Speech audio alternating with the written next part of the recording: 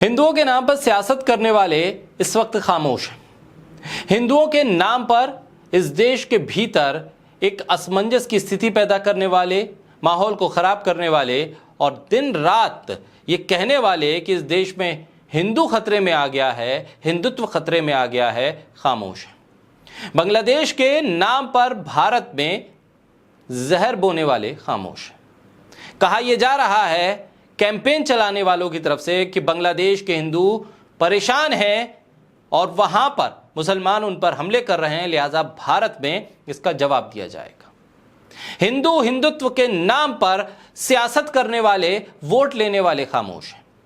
CA NRC लाकर यह कहा जा रहा था कि यह बिल आ जाएगा तो बांग्लादेश, अफगानिस्तान, पाकिस्तान में सताए जाने वाले हिंदुओं को भारत की नागरिकता दे दी जाएगी, यही तो कहा जा रहा था।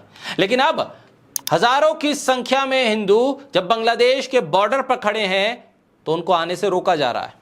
यह कहा जा रहा है कि भाई इतनी बड़ी तादाद में आने वाले हिंदुओं को हम शरण नहीं दे सकते, नियमों के हिसाब से सब कुछ होगा, कूटनीति के हिसाब से सब कुछ होगा, लेकिन एमसीडी के इलेक्शन से लेकर, जिला पंचायत के इलेक्शन से लेकर, विधायक बनना हो या सांसद बनना हो या राज्यसभा का सदस्य बनना हो, हर जगह हिंदुओं को बचाना है, सीएनआरसी लाना है, मुसलमानों को सबक सिखाना है, इसी नाम के नारे तो लगाए गए थे। बांग्लादेश में रहने वाले हजारों हिंदू इस समय भारत की शरण में आना चाहते हैं। इस बात को डंका बजा बजा के हर कोई कह रहा है, लेकिन भारत उनका स्वागत कर रहा है या नहीं कर रहा है? कितने हिंदुओं को शरणार्थी के तौर पर उन्हें जगह दे दी गई, कितने हिंदुओं को नागरिकता दे दी गई, किसी को कुछ पता नहीं। भारत इन हालात में वहां रहने वाले हिंदुओं का स्वागत करने की स्थिति में नहीं है। अब यह कहा जा रहा है हजारों बांग्लादेशी हिंदू अपनी जान बचाने के लिए भारतीय सीमाओं पर पहुंच रहे हैं। ये सभी इस आस में आ रहे हैं कि उन्हें भारत में पनाह मिल जाएगी, क्योंकि भारत में तो हिंदुत्ववादी सरकार है। सीएनआरसी लाकर पाकिस्तान, अफगानिस्तान, बांग्लादेश के हिंदुओं को यह कहा गया था कि तुम चले आओ, हम तुम्हें ले लेंगे। लेकिन जो बांग्लादेश की सीमा पर खड़े हैं, इन बांग्लादेशी हिंदुओं की राह इतनी आसान नहीं है।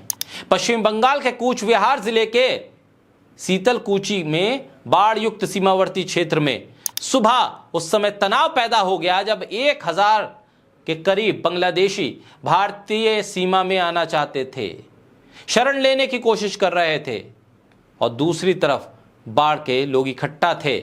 सीमा पर कड़ी निगरानी रखने वाली बीएसएफ ने इस प्रयास को विफल कर दिया, उन्हें वापस लौटा दिया।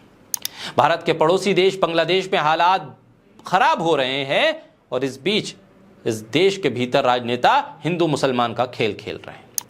हेमंत बिस्वा शर्मा जो असम में कह रहे हैं कि हर जिले में एक नया बांग्लादेश पैदा हो गया है, मुसलमानों को लेकर उनके जहरीले बयान सबको याद हैं, लेकिन वो कह रहे हैं कि बांग्लादेश की स्थिति चिंताजनक है।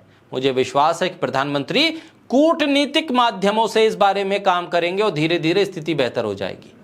हेमंत बिस्वा शर्मा भी नहीं कह पा रहे हैं कि चले आओ बांग्लादेश के हिंदुओं, असम में तुम्हें जगह दूंगा, चले आओ बांग्लादेश के हिंदुओं, मैं प्रधानमंत्री से बात करूंगा और तुम्हें नागरिकता दिलवाऊंगा। हेमंत बिस्वा शर्मा क्या कह रहे हैं? वो कह रहे हैं कि बांग्लादेश से लगी सीमाओं पर बहुत बुरी स्थिति है। भारत सरकार ने ऐसा कोई आदेश अब तक नहीं दिया है कि वहां फंसे लोगों के एंट्री दी जाए। 1-2 करोड़ लोगों को लेना भी मुश्किल है, इसलिए इसका एकमात्र समाधान है कि डिप्लोमेसी के जरिए वहां के हिंदू अल्पसंख्यकों को सिक्योरिटी मुहैया कराई जाए। असम के मुख्यमंत्री हेमंत बिस्वा शर्मा ने कहा कि भारत सरकार ने सीमाओं के दूसरी तरफ से किसी को भी स्वीकार करने की अनुमति नहीं दी है। आप 1-2 करोड़ लोगों की अनुमति नहीं दे सकते हैं। समाधान राजनीतिक चैनल के माध्यम से करना चाहिए और बांग्लादेशी हिंदुओं को बांग्लादेश में सुरक्षा प्रदान करना है। ऐसे में केंद्र सरकार जो भी फैसला करेगी हम उसका पालन करेंगे। यह है वो बयान जो हकीकत बताता है। हिंदू और हिंदुत्व के नाम पर राजनीति तो घोर करेंगे, राजनीति इस हद तक करेंगे कि किसी भी धर्म को कटघरे में खड़ा कर देंगे, लेकिन जब हकीकत सामने आती है, जब फैसला लेने का वक्त आता है, तो फिर हकीकत से सामना होता है और फिर कहना पड़ता है कि हम जो कह रहे थे वो सिर्फ कह रहे थे, करने वाली स्थिति अभी पैदा नहीं हुई है।